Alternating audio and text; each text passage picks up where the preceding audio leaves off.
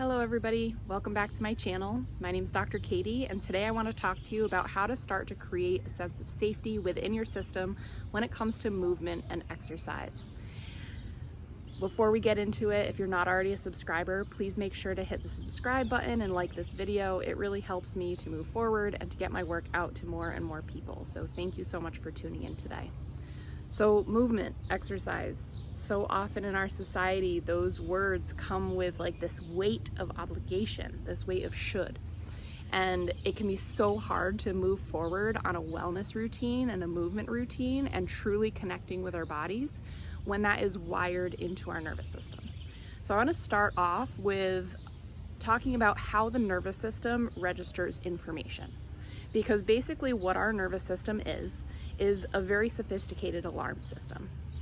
It relies on past experiences to predict what will happen in the future and in the present moment. So what does that mean? That means that if you think about how you have moved your body, your relationship with your body up until now, and the messages that you have taken in regarding that, all of that becomes a part of your nervous system's database that it uses to associate and analyze your current situation and actions. So when we think of it in that way, and we're thinking about creating new habits or creating a new movement routine, or just starting to build a new relationship with our body and with movement, we have to consider that. We have to consider what our past experiences have been, because all of those are logged into our system. So a lot of times when we're kids, we're running around, we're playing, we don't really think too much about how we're moving, and that is a great way for our nervous system to be introduced into movement and exercise because it's fun. We just play, we have a great time. Now, as we start to get older and we get into school, we come into gym class and the social melting pot that is school and gym class. And sometimes that's when movement starts to become more of an obligation. It's like, oh, I have to run the mile, or I have to do this exercise, etc. So we start to get that messaging in through our system that exercise is something that we're supposed to do, which is good, right? Our bodies need movement. It's part of a healthy lifestyle, but it starts that seed of obligation. Unless we're someone who is naturally athletic and naturally fades into gym class, and for some people gym class is like their favorite period of the day, and so that helps to reinforce a positive experience of movement and exercise. And same goes with group sports. That can either build a positive relationship with exercise and movement, or it can break it down. And so we have to look back and consider what our personal experience is, because it's different for everybody. And as we start to get older and we start to hit puberty and we start to think about how we're perceived in the world around us and in our social circles, we start to look at our body image and how we feel within our body, how our body compares to those around us and compares to what we see in social media and advertising. And sometimes exercise gets tied up with that, where exercise is something you have to do in order to feel good about yourself, or in order to match what you're seeing around you and fit in, which is a crucial part. Feeling like we belong is a crucial part of a healthy human existence. And so when exercise feels like something we have to do in order to belong, it can start to feel really loaded and very anxiety producing. It can either become over-focused or it can be something we avoid altogether because of that heaviness. Then we get up into adulthood. We start considering our health. We start considering, we're in a job. Maybe we don't move as much as we did when we were young. Maybe we're starting to deal with some chronic conditions or chronic pain that makes it harder to move.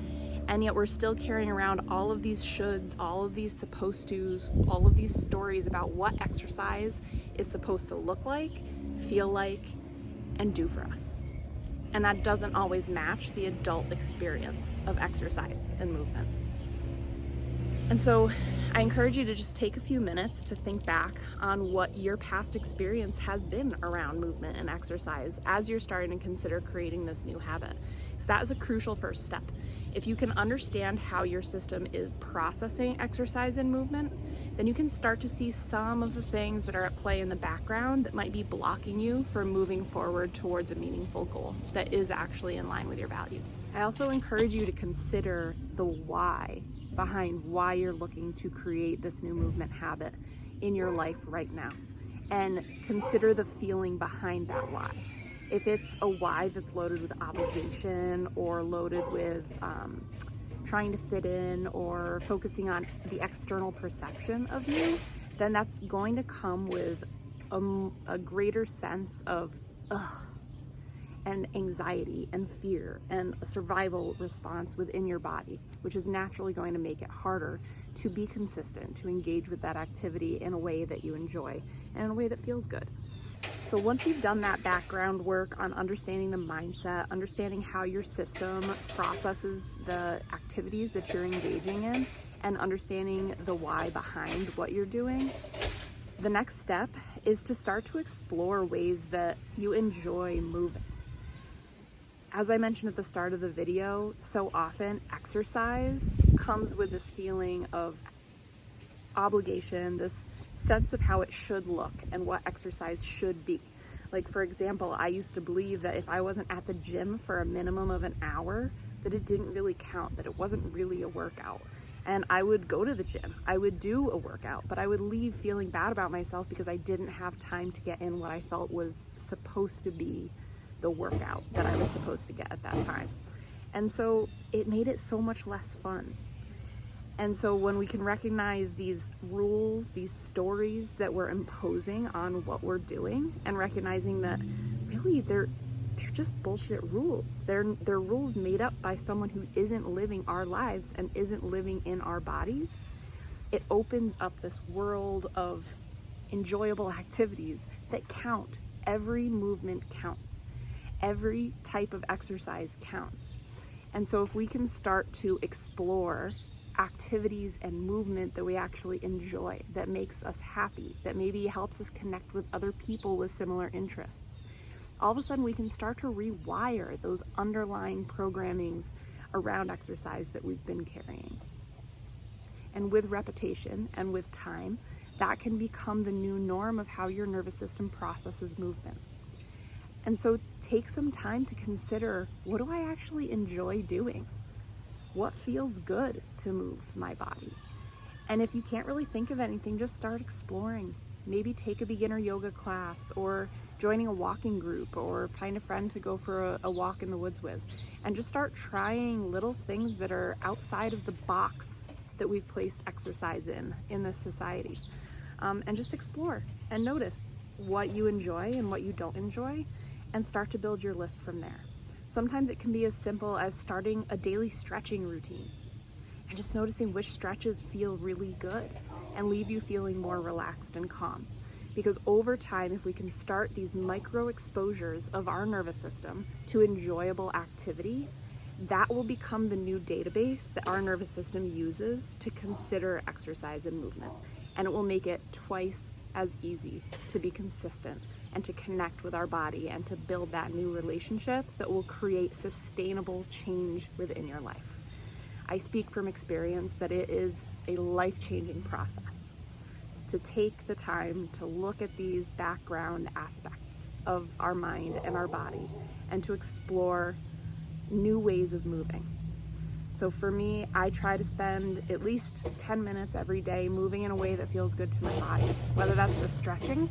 Today it's gardening. Sometimes it's a walk in the sunshine, or even just laying in stillness. Sometimes that is the movement that feels good in my body. And just starting somewhere and starting with curiosity and compassion for yourself is the first step to starting to build that safety within your system when it comes to movement. So yeah, that's what I have to share today. Like I mentioned, please subscribe to stay a part of these conversations, and let me know down in the comments how this is landing, what your experience with exercise has been, and what you're gonna try moving forward. What's your new fun form of exercise? Because every movement counts. Sending you all so much love, and I look forward to talking to you again. Have a great day.